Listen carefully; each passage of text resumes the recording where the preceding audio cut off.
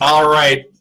Good evening, Free Credit Repair Advice Group. Good evening, CrediTV. My name is Jeremy Dysock, and I am FICO Certified Credit Coach with the Credilife Financial Wellness Company program. I'm also the founder of the Free Credit Repair Advice Group and founder here of CrediTV.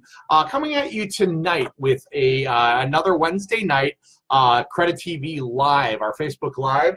We always do a Q&A session every Wednesday night at 7 o'clock Central Time, 8 Eastern, 6 Pacific, or pardon me, 6 Mountain, 6 Mountain, 5 Pacific.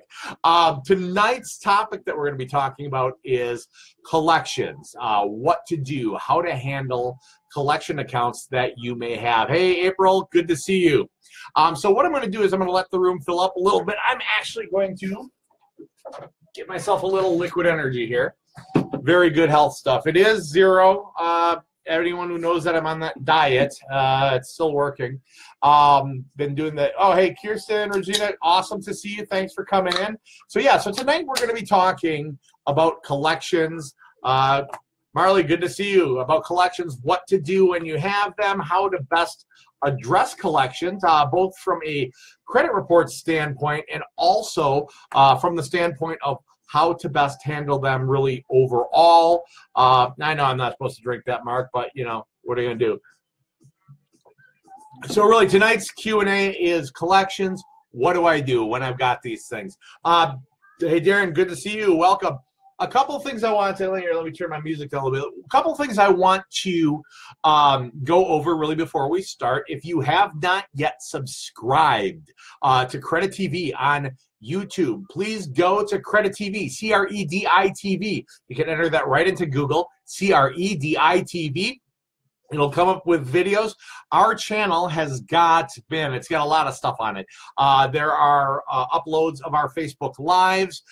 There are educational videos. There's even the class that I teach in the Minneapolis public school system called Financial Foundations and Credit. And there's all kinds of ongoing educational things about credit, about collections, about your credit report, FICO scores, how to obtain a mortgage, what to do after a bankruptcy.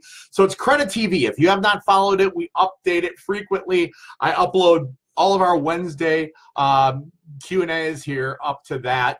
And I'm going to ask if one of my moderators would be good enough to drop a link to CrediTV in the comments. That would be super wicked helpful as well. Also, I just wanted to, before we really get rolling, wanted to thank those of you who have already donated, but bring up our Haiti mission. We actually are doing a mission to Haiti. We have, thanks Tiffany for putting that up there, we have our own missionary, actual human live missionary. So we're not sending money, we're sending a person with money in their hands because there's been some difficulty getting the money past the Haitian government to the people who actually need it. So we've got a missionary that we have now actually funded enough money to send them down there. She's going to be educating teachers there on how to better educate the kids, not just in educational things, but in farming, in water, how to purify it, and just things that are going to be useful. Also, the amount that we've been raising over that, we've got a partnership that we've put together with Feed My Starving Children, where for 25 cents, you can actually feed a kid who, this is not feed them, it'll be nice. This is, you're going to feed a starving child who will otherwise die if they do not eat this food. For 25 cents, there's a high nutritional, highly absorbable, and it's good for after you've been starving. I mean, it's something they won't get sick, because if you just fed them a steak or something like that, it would end badly. So it's digestible, high protein, high everything you need to come off of starvation. So for 25 cents, you can feed a kid a breakfast, a lunch, and a dinner. I think right now we're at the point where we are able to feed 2,000 children. So our hashtag we like to use with Credilife is changing lives. This is actually saving lives. Literally, these kids are going to die if we don't do this. So just think about it. If you're thinking of getting a Starbucks tomorrow morning and you're going to spend $6 on that, that is 24 lives you could save with food. Tiffany put the GoFundMe link there to donate to. All right, I think I've got that out of the way. Weird, I just ordered a steak. Well, Mark, I want you to make a matching donation to Haiti. All right, here's what we're talking about tonight. We're talking about collections. If you've got collections, what do you do? If you've got collections, how do you best handle them? So A lot of people will have collections on their credit profile. They might have their phone ringing. Maybe you've been doing some investigations on your credit profile, and suddenly the phone's ringing, and you're getting all of this information. People calling you saying, "Hey, are you ready to pay on this collection?" And you're thinking, "Wow, did I wake a sleeping giant? When I investigated this information to try to delete it from my credit report, did something happen?" Or maybe I hired Credilife or some other credit restoration firm. Did something they do cause these collection companies to start contacting me? Okay, the answer is no. It is literally a completely unrelated thing. This time of year and all the way up through April 15th, people are pretty singularly focused on taxes. And what you end up with is you end up with a lot of people getting tax rebates or tax refunds. Now, while we all want to be a baller for the day when our tax refund check comes, we're not the only ones who know that that's coming. The collection companies, this is their busiest time of year. They know they can call you, they can bug you, they can hold your credit hostage, and they can do this to get some of that tax return money from you. So there's a huge temptation right now to go, okay, here's what I'm going to do. I'm going to get my tax refund. I'm going to pay off all my debt. My debts, my collections, I'm going to be debt free. They're not going to call me. It'll be off my credit. That's great, right? If I pay these things off on my credit, it'll be fantastic, right? Here's the thing, and here's why we're talking about this tonight. I'm going to start off with a misconception. There is a misconception that if you pay off a collection, your score will go up. That is actually a full-on, hold on a second. Alexa, stop. Sorry, I had to turn my music up. There's a misconception that if you pay off a collection that's reporting on your credit report, that your score will go up. That's actually false, okay? If you pay on an older collection, a charge off, something like that, that's reporting negatively on your credit report, you're going to give the reporting a brand new DOLA, a date of last activity on the account. Now, a negative account is a negative account. A paid negative is a negative. A unpaid negative is a negative. A paid negative is just a slightly less negative negative, So here's what's going to happen. If you pay on that older collection, your score will drop because you'll give a new date of last activity to an already negative account. So here's the situation. You guys are in this group because you want your credit to improve. You want your credit to be better. You want your scores to increase because you've got goals. So I'm going to tell you this. Well, I'm not going to tell you not to pay your bills, because telling someone not to pay their bills is horrific advice and should not be done, and that type of advice should not be followed. But what I'm saying is this, from purely a credit standpoint, while paying on an older collection that's reporting negative to your credit report, while it's a step in the credit development and credit restoration process, it's just not necessarily the first step, okay? So while paying on it, it's a step, it's not the first step. So the big question becomes, well, what is the first step? Okay, the first step to address those collections on your credit report is going to be to send investigation letters to the credit bureaus, to Equifax, to Experian, and to TransUnion. Investigation letters to the credit bureaus. For those of you who are in the free credit repair advice group, if you look on the computer in this corner up here, you'll see the files section. In there we have a sample investigation letter for the bureaus. If you are on a mobile device, what you'll see is the ability to actually swipe over until you get to the files section at the top of the group, and that will also give you an opportunity to get that free sample investigation, free sample dispute template. So what we're doing is we're sending off a letter to Equifax, to Experian, and to TransUnion. And what we're saying to these guys is, in effect, hey, with all due respect, prove it.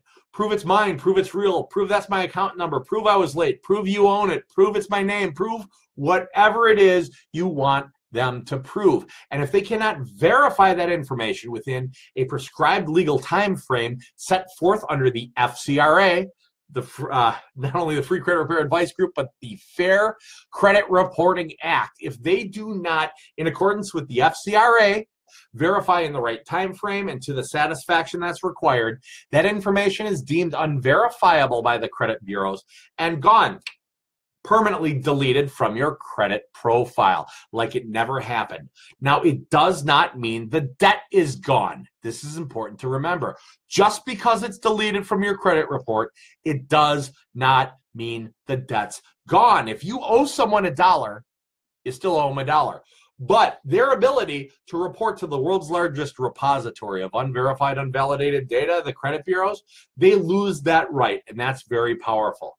Now, okay, we have done verification letters. We've gotten it deleted from the credit reports. What now? The next thing we want to do is we want to negotiate a settlement on that debt. So remember, while I said paying on that debt is a step in the process, it's not necessarily the first step. The first step, verify with the bureaus, obtaining deletion. Once it's deleted, you contact the collection agency if they're the ones who currently hold the debt, or the original creditor that's putting it on there if they're the ones who are holding the debt and reporting it. You contact them and say, hey, what type of deal will you take on something like this? The reason it's important to do that right away after you get it deleted is, on average in America, collection companies hold on to collections from between about 120 to 150 days. They then package them up with other collections that they did not collect on into something called a portfolio. And these portfolios range anywhere from $10,000 to $100 million and everything in between. They're blocks of uncollected debt. And they turn around and they sell it. Maybe they are ABC collections. They sell it over to XYZ collections. Now, XYZ collection can legally turn around and report it to your credit report. So once we've done the verification letter, to Equifax, to Experian, to TransUnion. Once we've got it deleted, we negotiate a settlement. We negotiate as inexpensive a way to get out of that debt as possible. So while paying on the debt, it's a step in the process. It's not necessarily the first step. The first step is verify it with the credit bureaus. Now, I get asked a lot of things as a professional, as a credit industry professional, when it comes to letters, when people are doing it themselves. I would like to tell you, number one, let's talk about certified mail. Certified mail or return receipts, signature cards, and things like that. Professionally, in the 24 years I've been in credit and banking, the hundreds of thousands of reports I've looked at and things like that, I have professionally sent this many certified letters for my clients. And I'll keep a client base of about 1,000 clients at a time. That's something I actually don't normally talk about, which is why it's hard as hell to get a hold of me, okay? I've sent exactly 0 certified letters to the credit bureaus. Here's why. Number one, if you're sending something hoping for a signature to a post office box, good luck at getting an inanimate post office box to lift up a pen and sign for your letter. Also, it makes no difference. It makes no difference. They're not going to lie. They're not going to say, oh, I'm going to foil Jeremy here, and I'm going to say I never got the letter. It's not reality, okay? So you do not need to send it certified. If you want to piss away the extra $6, I want you to go back to that Haiti link and donate it. You will feed 24 children who would die without your help per letter. That's the difference between sending certified and putting a stamp on it. Okay.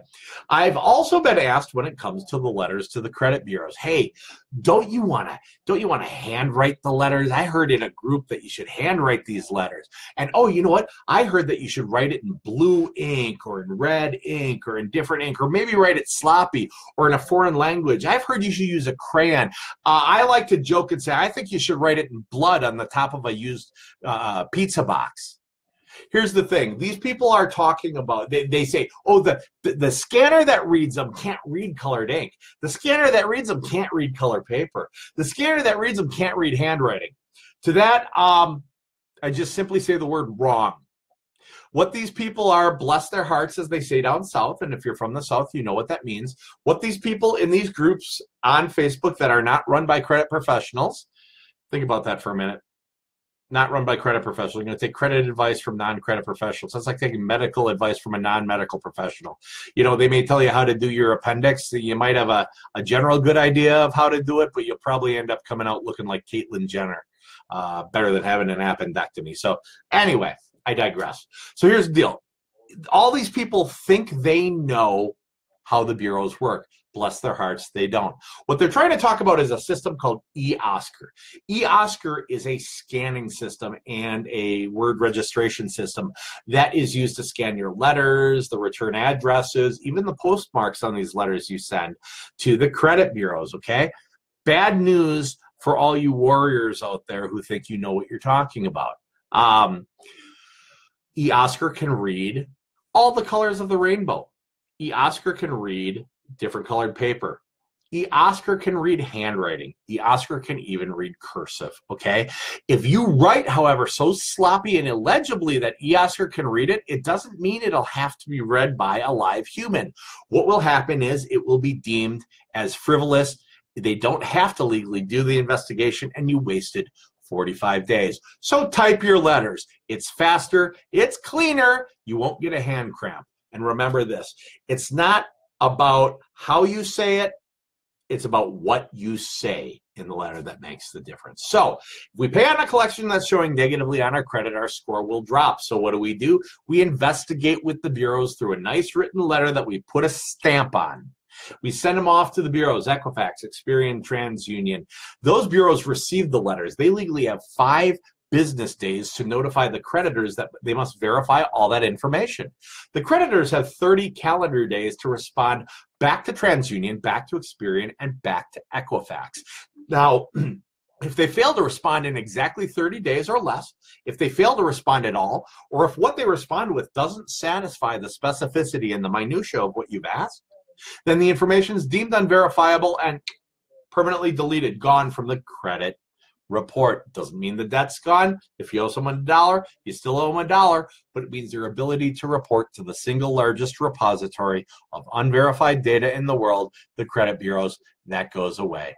Now, 7 to 10 business days later, the bureaus are going to send you result letters. You will get 3, 1 Equifax, 1 Experian, 1 TransUnion. Regardless of how many accounts you ask about, they consolidate it so it doesn't look like you just got your very own fan club. These letters are going to come to you looking like junk mail. They're going to be plain window envelopes. They may not have the name of Equifax, Experian, or TransUnion even in the return address. They'll just have a P.O. box. They're not junk mail. They're very important mail. They tell you what happened in the round, and that helps direct what you're going to do next. So a round of investigation with legal time frame and mailing time is not 30 days, again, contrary to popular misconception. It's actually 45 days. All right, so that is how to, on the offset, handle a collection that's showing up on your report. I got a lot of questions rocking and rolling in here. So what I'm going to do is I'm going to sway over into some of these questions.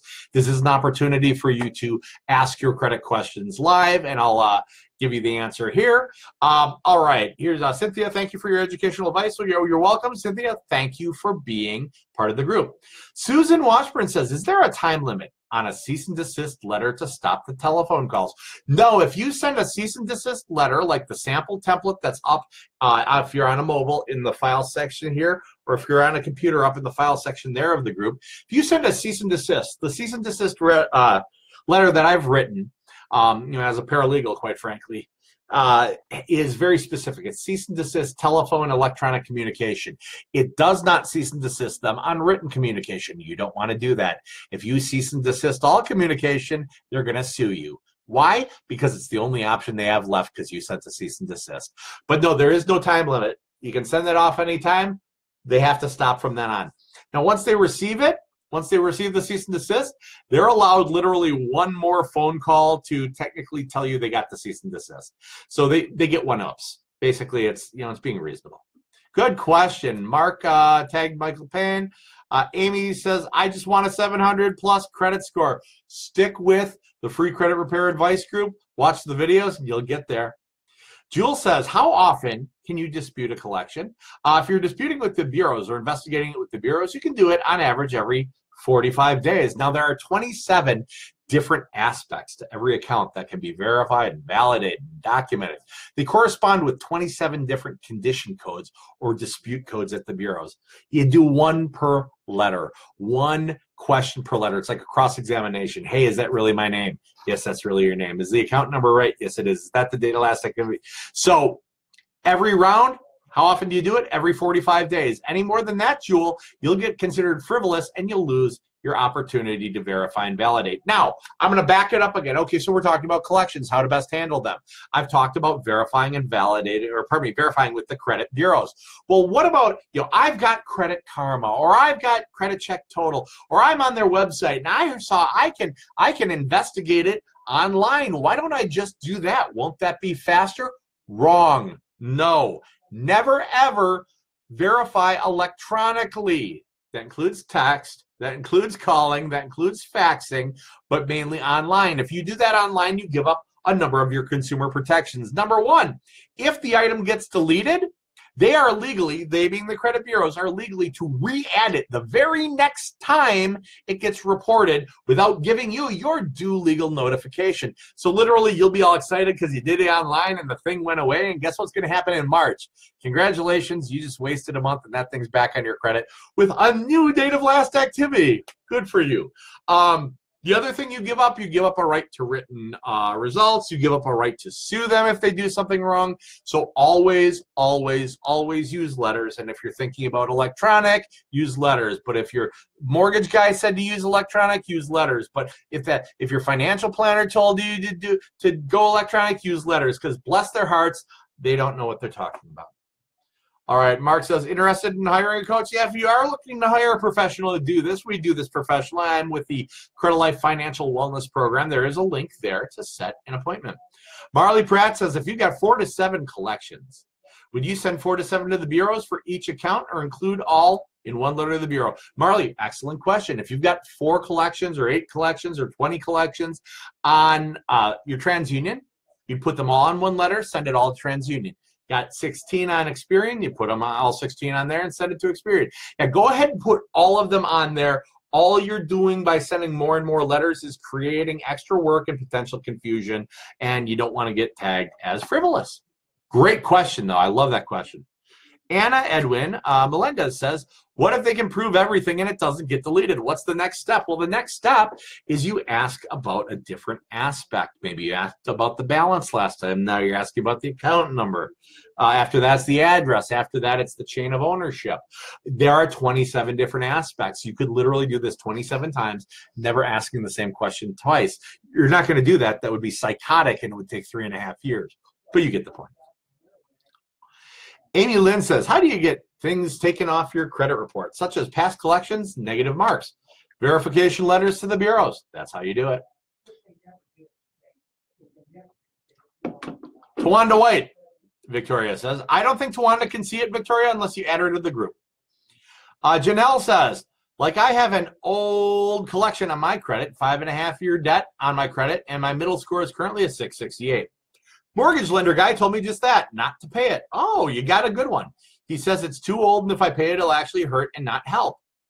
The guy's on the right track. I'm not totally positive if he knows why, but he is on the right track. Tried to dispute it, it won't go away. Other stuff dropped off. You know what, Janelle? If at first you don't succeed, try and try again. You got 27 at-bats with that thing.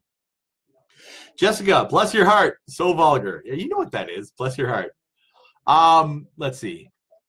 Willie Daniel, bless his hearts from the south. Okay, all right. So you Southerners know what I'm talking about. All right. If I've got 6 collection accounts, do I send 6 letters to each bureau? Is a question that was asked to me by, is it Jominique? I hope I didn't murder your name, but Jominique, no, you go ahead and you send 1 letter and put all 6 collections on that letter. Again, we've got a question, Jewel. How often can I dispute an item? Every 45 days. Jeff says multiple collections on 1 letter each or 1 per collection agency. Multiple letters on each when you're dealing with the bureaus. Jewel says, do credit bureaus have to answer each item being disputed? Oh, that's a great question. Or will they answer all the items with 1 letter? Yeah, you're going to send 1 letter with all the things that you're asking about. They're going to send 1 letter with all your answers on it. It's really a super efficient type of communication, because let's face it, if you had 16 things you were asking about and they had to do 16 letters and you had to do 16 letters, everyone's a lot happier just putting them all in one.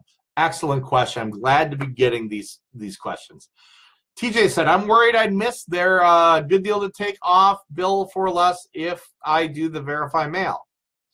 I'm worried I'd miss their good deal to take off bill for less if I do the verify mail. No, that's not going to interfere. You're doing this to the credit bureaus. The bureaus aren't the ones offering you the money off of the bill. That's done by the collection agency. So yeah, always investigate with those bureaus when it's a collection. Claudette says, I have several closed accounts on my report that I guess are paid. They have a zero balance. Should I send letters to the credit bureau? Claudette, only investigate negative things. So if it's like, let's say we had a Pure One Imports card and you didn't use it for 6 months and they closed it out on you, but you always made your payments on time, things were positive, it's just an old closed account.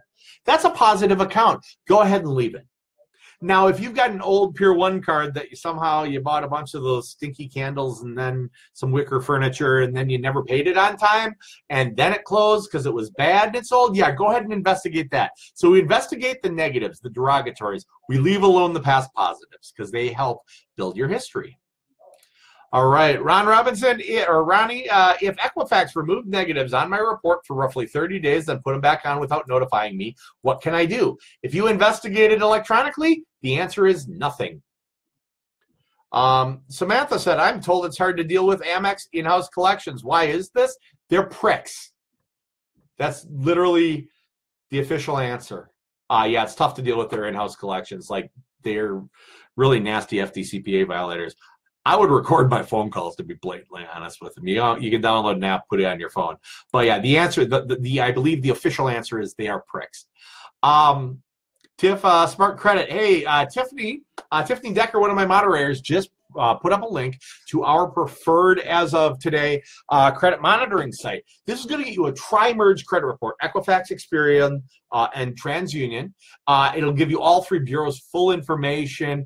It'll give you the account numbers so you can do your disputes, your investigations. Yeah, it's an awesome service. I even switched my own, for myself and my wife, I switched our credit monitoring over from Identity IQ, which y'all know if you've watched other videos, I swear by it. I love Identity IQ, but bless their hearts, this new one is so much more intense. It's got so many more tools.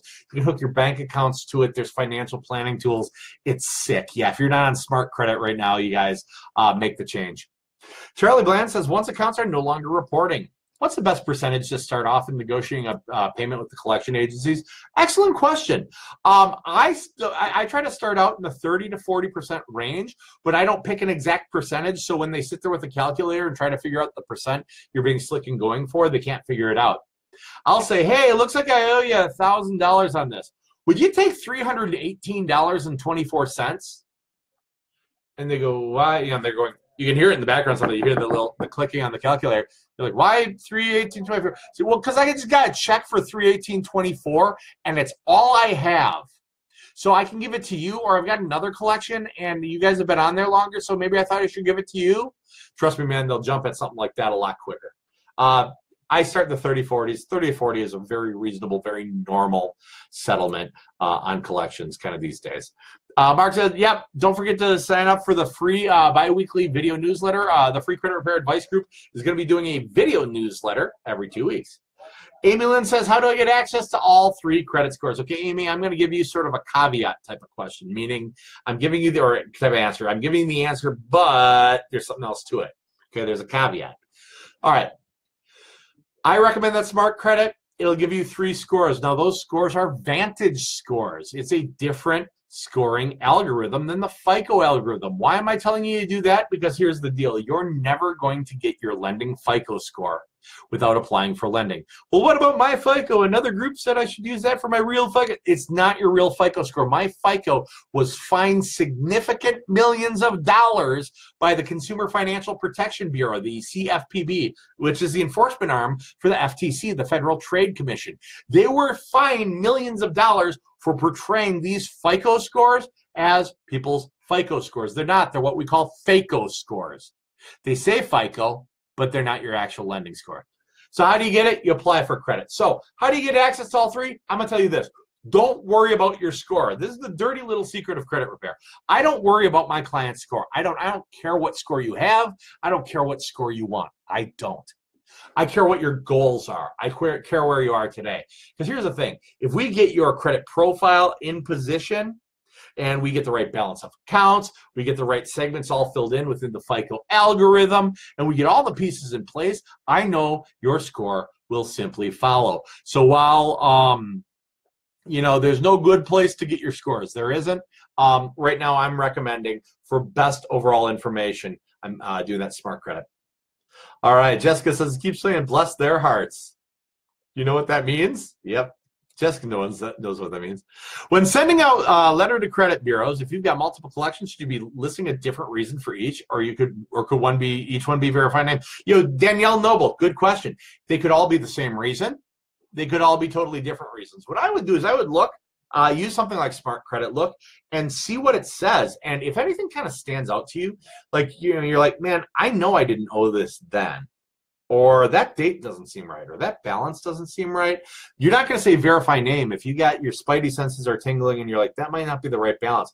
You want to ask about balance. So go ahead, use the investigation skills that you've got, and every single one of us does.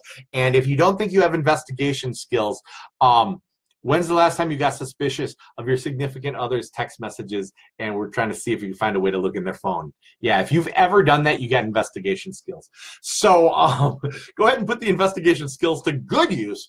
And let's go through our credit reports. Let's look for reasons that might be valid, might be good for questioning those. Great question. Hey, Dominic, you are welcome. Susan says, what are consumer rights when a collector threatens having the police come in and arrest you? Oh, I love those. Those are my favorite. Those are scam calls. Those are going to be used on zombie debt. Those are going to be used on outside of statute of limitations to enforce debt.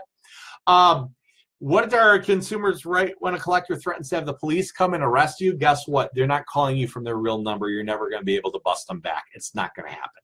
It's not. So I usually encourage them to arrest me. I'll give them my address, say, hey, this is where I work. Oh, you're going to have to come to work. Someone from HR will have to escort me. Fantastic. I'm at Credilife. Send them on down. I'm excited because I'm tired of working and I'd rather lay on a cot and get free meals. So send them, please. Oh, we will. Okay, good. Send them. Oh, we'll have you arrested. Okay, here's the thing. We are not in the year 1815 anymore. We do not have debtor prison in America. They're not coming to take you to jail. Okay, the end. Great question, though. Can you explain what Credilife does for us? Okay, Credilife, we are a financial wellness company. We can actually do the investigations. You'll have FICO certified credit repair professionals who will do the investigations. We also put together a credit builder blueprint, which is a trademarked workbook. They're custom printed one at a time based on the information within your credit file and based on the credit audit that's done by your coach, giving you specific step-by-step instructions specific to your goals and your credit situation to get your score and profile in position to achieve all those goals in the fastest way possible. We also work on debt reduction strategies, budgeting, coaching throughout the whole thing. It's sick. It is real intensive. If you want to know more about Credilife, go to www.yourcreditlife.com. That's yourcreditlife.com. And if you're interested in possibly looking into utilizing one of our services, go ahead and click on a link for an initial consultation with one of our credit coaches. Thanks, Cynthia. Kind of give you a commercial there. It is Spam Wednesday, so hey, we got that going for us. Patricia, can you dispute multiple types of issues on one letter, or a separate dispute for collections, separate for inquiries?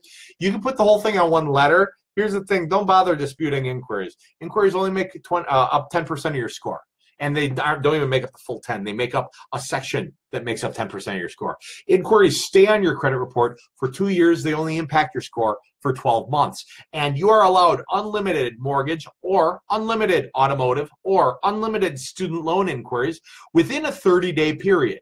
Okay, it's a shopping window. It's actually called anti-duo duping, which is just shopping window. You'll remember shopping window much more than probably anti-duo, whatever Jeremy was talking about. So 15 days following the end of the 30-day period, the FICO algorithm will consider them one Equifax, one Experian, one TransUnion. This allows that car dealer to shotgun your credit out to 200 different places without tanking your credit score, so they can actually get you the best deal. So if I've got, let's say I've got a name issue that's bothering me on my credit, they got my date of birth wrong, and then there's a collection, and then maybe there's a late on an account that I got open that I want to investigate because I don't think I was late that month, and maybe I do have one inquiry I want to get rid of. I put that all on one letter. So hopefully that answers your question. Can you get them to redo a mark? Calais says. I don't know what a mark is. Can you, if you could explain a little bit more what you're talking about, I'd love it. Michelle Alexander says, if I disputed online through Credit Karma over a year ago. Can I redispute? Yeah, and if they come back and say you can't or some BS like that, tell them you got some wonderful parting gifts for them. But don't do it through Credit Karma. If you do it through Credit Karma, you give up all your rights. Ashley says, what about late payments? If you verify them, if they verify them, can you ask for goodwill to remove? Yeah, here, goodwill letters usually don't work, but there's no harm in trying for a stamp and taking a minute to write the letter. Goodwill letters, there's usually not a lot of goodwill to be had if you didn't do the basic obligation that you had signed up to do, which was pay the debt back on time. So here's the thing, you can use them in tandem.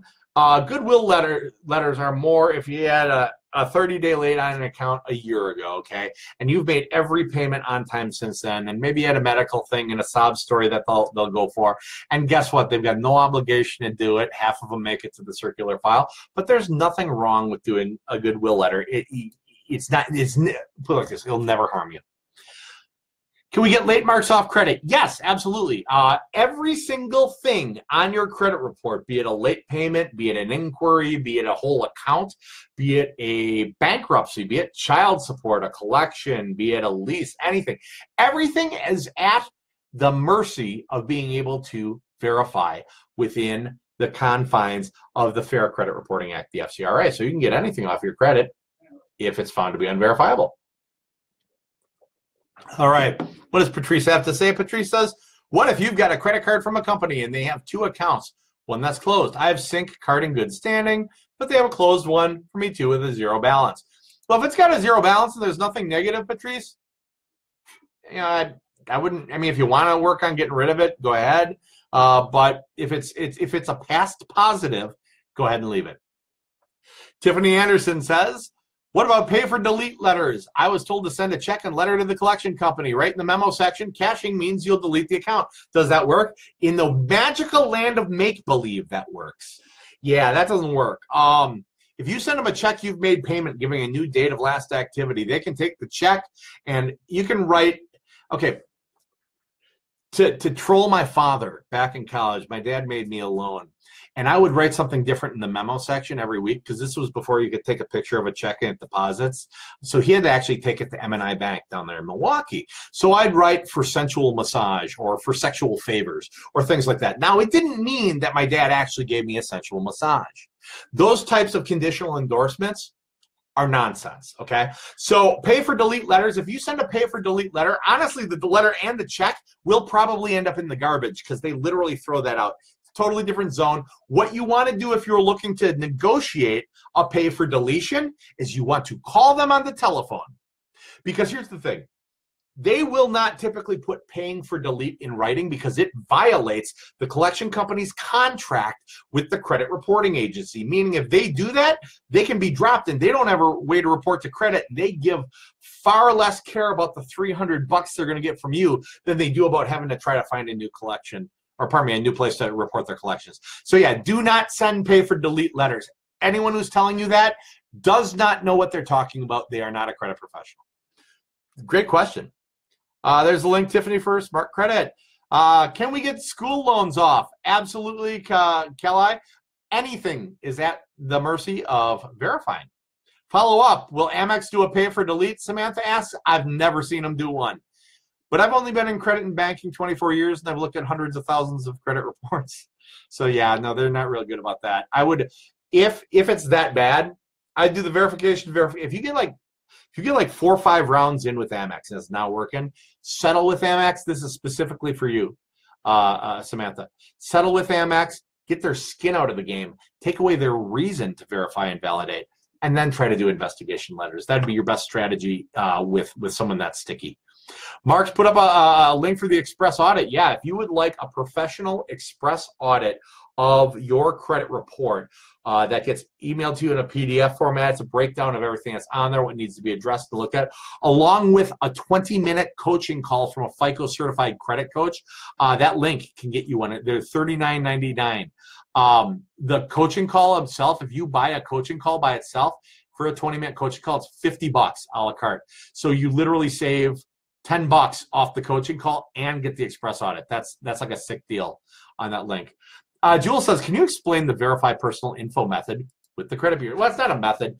If you're talking about the fact that people say, oh, get rid of all old names and addresses, that's no, just no. What you want to do is you want to say, verify that this collection belongs to me. If they come back with your name, congratulations, you just blew that. I go for something a little bit more difficult.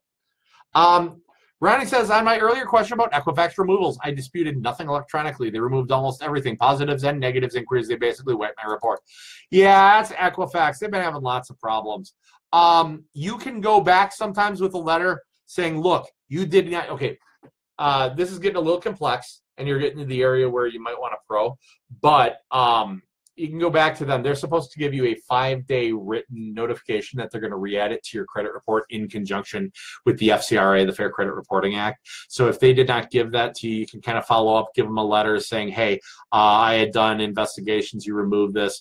You followed up by putting it back on without giving me the required notifications under the FCRA. As you know, that's a violation of my rights in the law. I demand you remove these things immediately, or I will follow up with the Consumer Financial Protection Bureau, all reporting agencies, and look into potential civil liability.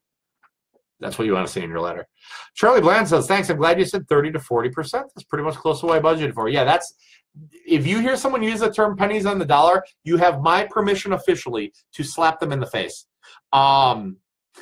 Everyone, slap the next person you hear say pennies on the dollar for any reason in the face. Number one, I hate that phrase. Number two, it's wholly inaccurate. That's not what collection companies buy collections for.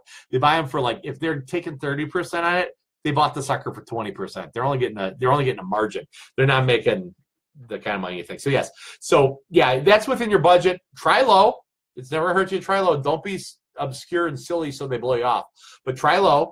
And if someone says penny on the dollar, you've got Jeremy Dysock from Credilife's permission to slap them in the face. And if you ever say that for legal purposes, I will deny it. And this video is an act of fiction.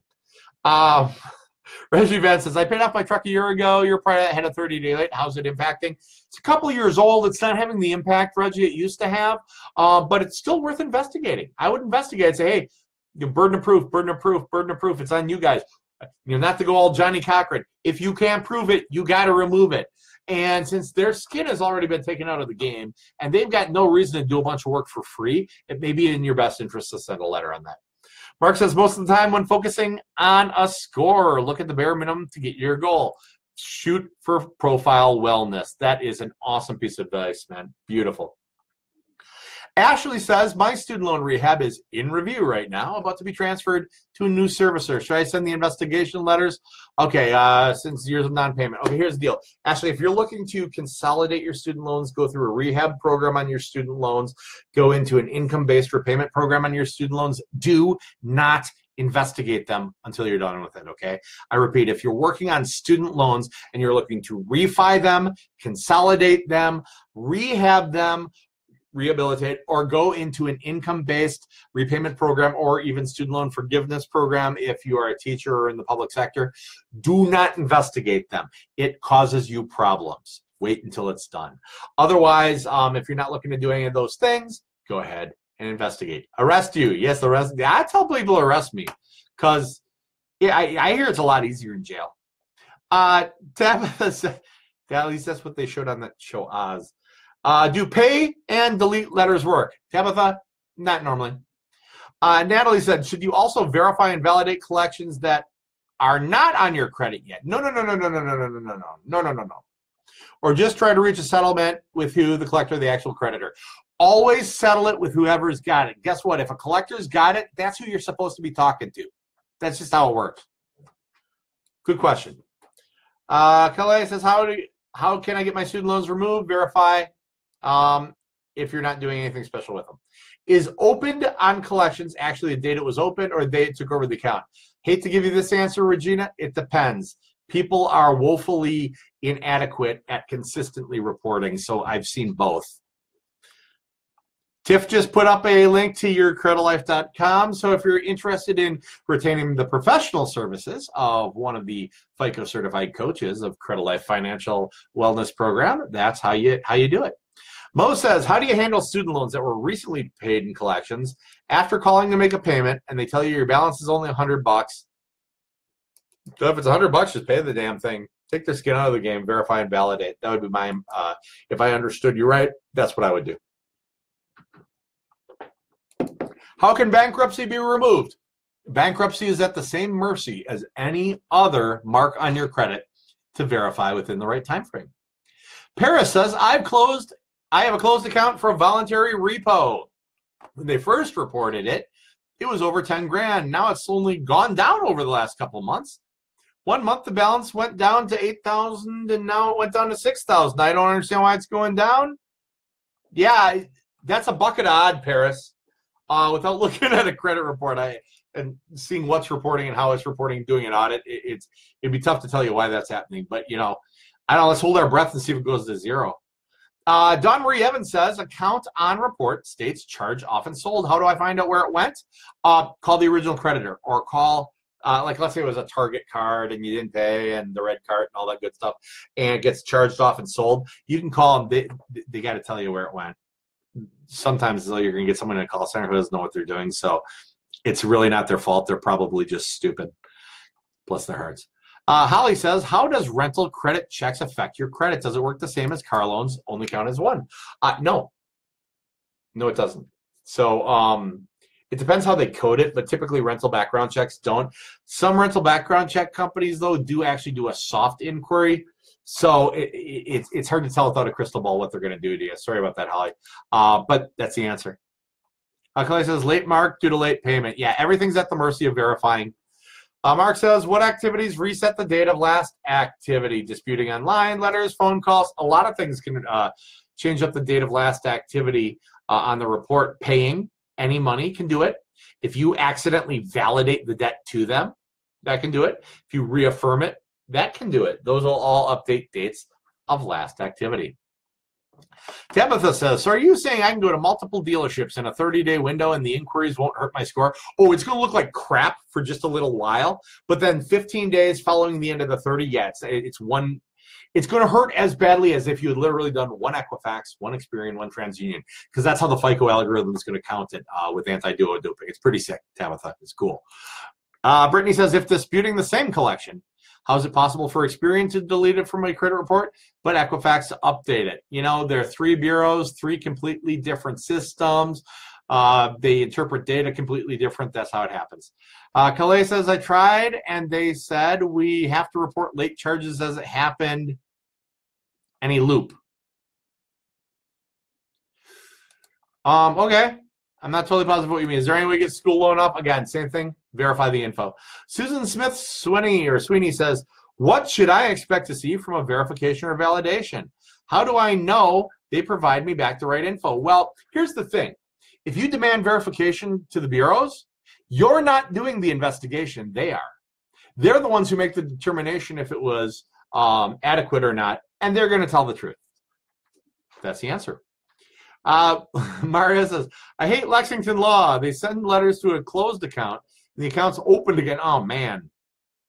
Yeah, we don't do things like that, man. That's where the difference between somebody who's going to go through and actually do things like sit down and talk to you about your goals and make a comprehensive plan and know that opening old wounds isn't usually a really good thing. That's where that's going to come in real handy. But yeah, I would love to have you on board. All right. Jewel said, I did mine online, dispute wrong, I can't wait 45 days. Just wait 45 days, kind of hit the reset button, you'll be better off. Clay says, I don't know how the school loan's off. Yeah, okay. Trying to eliminate a charge off on my husband's credit. It was from Capital One. This was open due to ID theft. We've gotten a police report. Proven to them it was never his, and all they just sell to third parties. Okay, what you got to do, Christina, you're going to want to go into the files section, and you're going to want to get together your police report, and I've got a Federal Trade Commission fraud affidavit up there. You need to send that to all 3 bureaus and send it to Capital One. Now, if Capital One resells it, then you're going to want to lawyer up because you may have some money coming. Benjamin says, if Experian and Equifax have different date the account's open, do you send them a copy of both credit reports? No, they don't give 2 craps about what the other one says. Let's see. Regina says, when I call to make a settlement, should I remind them we're on a recorded line? No, they'll remind you. Don't wait here. Okay. I take that back. Every state has its own laws. Check your own state laws if you're thinking of recording phone calls. That's probably the best way to put it. Tiffany Decker put up our appointment core link. That is for you to schedule a consult with a FICO certified credit coach.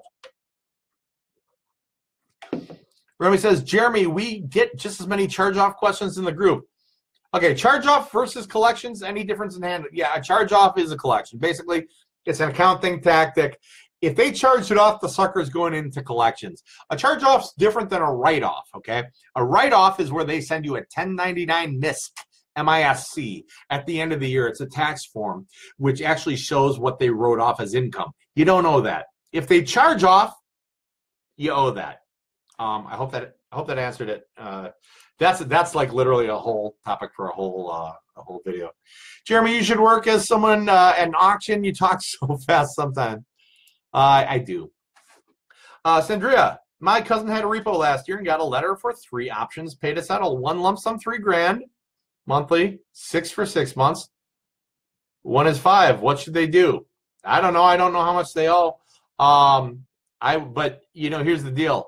I wouldn't take any of those options. I'd make my own deal and call them up with it. Anna says, are you saying about the having collection company getting the debt deleted from credit bureau? You said call on the phone. But how do you make that agreement? Wait till it's off, then pay? Or no. Here, if you're looking for a pay for delete, you have to pay before they'll delete. You make the deal to pay to delete on the phone. If you're talking about negotiating a settlement after you've got it deleted from the credit report, then you're negotiating the settlement right there on the phone. Hope that answered that for you. Shenanigans, Mark. Alvin says, I've gotten 2 fraud letters from TransUnion and Equifax. My account is locked. Oh, there's a mess for you. That's longer than a conversation we can have here during a live. I'd say make a thread about it so we can address it for you. German Hernandez says, I have 3 things in collection. Should I pay it in full? Well, it depends on your goal. If you're looking to get it off your credit, paying it's going to drop your credit score. Social worker loan forgiveness. I want my student loans gone. Guess what? If you screw with them now while you're on loan forgiveness, you're going to blow that. Don't do it. How much postage does it cost to mail a pizza box letter to the collectors? My understanding from the post office is $13.40. And I'm actually not kidding. I'll get into it sometime as why. All right, Cynthia says, so if accounts are verified through the credit bureaus, what do you do? Send another letter to verify something else? Yes, you can do it 27 times. Never ask the same question twice. Ashley says, I just consolidated my student loans. I was getting ready to validate lates until what you said. If you just is the consolidation done and in play? If the consolidation is done and in play, Ashley, go ahead and mess with the credit report. If it's not done and in play, do all your other stuff on the credit report. Just leave those be until you're ready. Mizzle stacks up. All right, I did the 609 on all my collections, and all I got was my late start for the companies that they had. Nothing with my signature. You're never going to get your signature. That whole wet signature thing is a pile of bullcrap. Let's see what else. Don't focus on removing bankruptcy. Verify and validate the accounts. That is a very good point, Mark. If you're worried about bankruptcy, it's not the bankruptcy that's hurting your score. It's the stuff that went into the bankruptcy. Grant says, I have a repo from 2012. It's not in collection. Can I still dispute it? Sure. Statute of limitations is 3 years. On what? On the collection of your debt or on reporting? Statute of limitations report is 7.5 years from the date of last activity. Samantha says, here I go again with Amex. I'm trying to sell my home, then purchase another one. Should I just pay Amex collections? Only if underwriting makes you. All right. Mo Travel says, a few weeks ago, Sally Mae, said my balance was $100. Today I got it saying it was sent to collections. How would I handle it on the credit report? It was only about 120 days late. Well, that's not only, man, 120 days late. That's because you get 30 days to pay. That's actually 5 months later than you promised to pay it. There's no only about that. Just heads up. But Sally Mae said the balance was 100. You got a letter from collections. How much is collections saying, yo? Benjamin says, what if the debt collector doesn't know who the original creditor is? Then not a whole lot you can do about that, really. Willie Daniel, when dealing with collection accounts and the original creditor and the collection agency both are reporting it, the OC automatically will follow the collection agency when you get the account? No, no one will automatically follow anything, unfortunately. You'll probably still have to verify and validate both of them when you're done, Willie. German says, if student loans were removed from Equifax, shouldn't they be removed from Experian and TransUnion? That'd be nice, but that's not how it works. It's 3 separate bureaus. They do not interlink. I did 609 on all my collections. They only sent me the last statement from the companies. Yeah, that's typically what you get. I would send back and say that's not validation. I would send back and say I'm looking for the agreement between me and the company. But if you think you're going to get wet ink or any of those other fictions out there, you're not going to. Ronnie said, should I pay my credit cards off and then start my 1 to 3 on something small on Netflix? Or should I pay it down to 1 to 3? Ronnie, you are a client. I'm going to say talk to your coach. Cheryl, because it's going to depend on your specific goals. It's not just a blow. It's not a blow off or anything like that. It's you may have different paths based on what's going on. Cheryl said, I have a collection of Transworld systems for 2 Gs, just over a year old. Should I offer them 6 tax return? Would it be deleted if I pay them? Should I just tell them to take a hike? Tell them to take a hike, they'll sue you. So yeah, that's a bad idea. What I would do is call them, see if they'll do a pay for delete. If they won't do a pay for delete, do investigations with the bureau, see if you can get it deleted. Then see if they'll settle. That's what I would do. Smart way to build credit, self-lender. Amen, Mark. Great way to build credit. Yep. We're going to be 2-party consent for your state recording laws. That's perfect. Here we go. Accounts listed as a profit and loss write-off. What's that mean? Should it still report? Yeah, it'll report because it's a record of an accurate thing that took place. But you don't owe them if they profit and lost it off. They'd send you a 1099 misc. Does calling and asking for a pay for delete reset the DOLA? No, it does not. You're welcome, Ashley. How can you sign up to help with the credit? Kelly says, use the link in the group here that in the chat to Tiffany, I think, has put up to go ahead and schedule an initial consultation with one of the credit coaches. We go through, we talk about your whole situation, figure out your goals, figure out the best path, and match you up to a program that would make the most sense for you, and we can rock and roll from there. Transworld actually sent you a picture of your signature. Oh, yeah, that's validation like crazy. Yeah, that's pretty good validation. You don't get that very often. Good for Transworld. I'd settle it. Did you say, oh, please go back and watch this video all the way again, Tabitha? All right, if you pay on a score, or if you pay on a collection that's sitting on your credit report, your score will drop.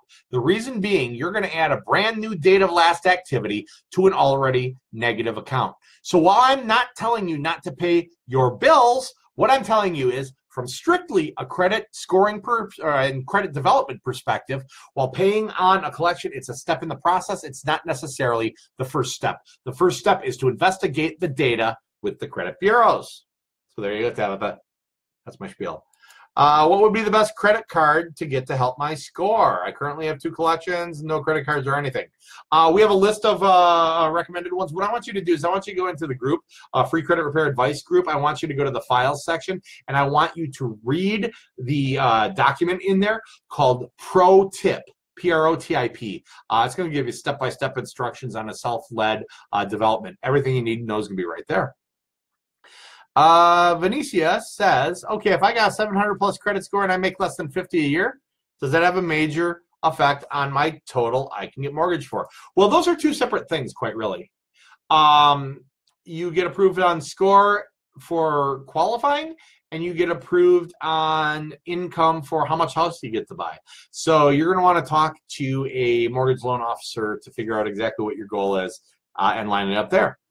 I also hear it's hard to deal with Credit One, Samantha says. LVNV is the collector on this. Any hope there? Oh yeah, LVNV, they're good with settlements.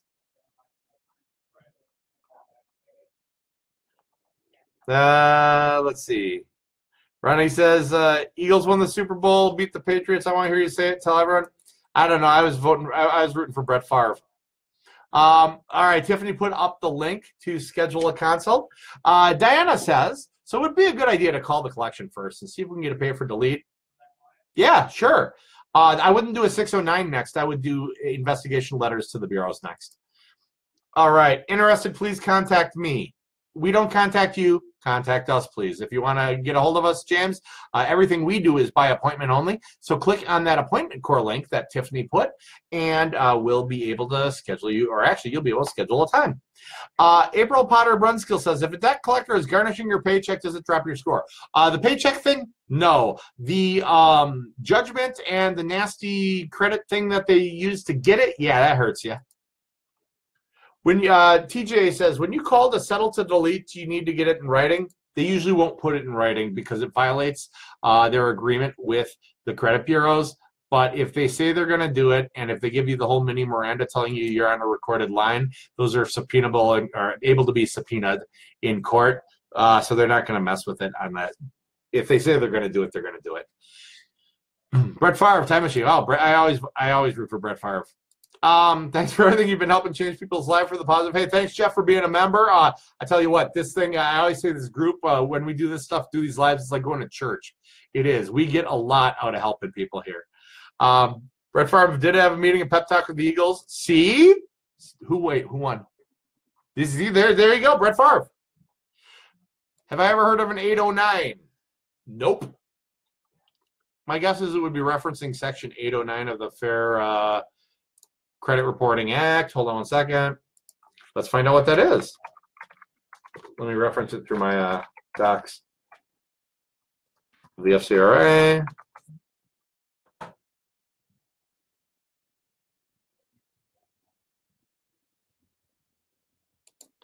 And 809 says that a copy of a judgment will be mailed to you per your request.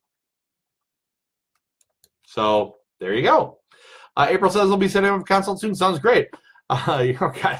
Hey, thanks, Maurice. It's great to have you here. And you guys, those of you who have not subscribed to CrediTV, CREDITV on YouTube, man, you're missing out. We've got all our Facebook Lives we put on there.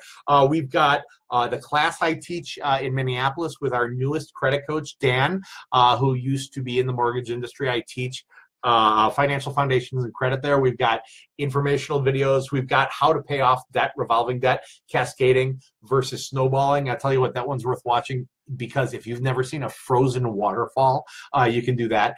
But yeah, if you have not yet subscribed to CrediTV, CREDITV on YouTube, please do so.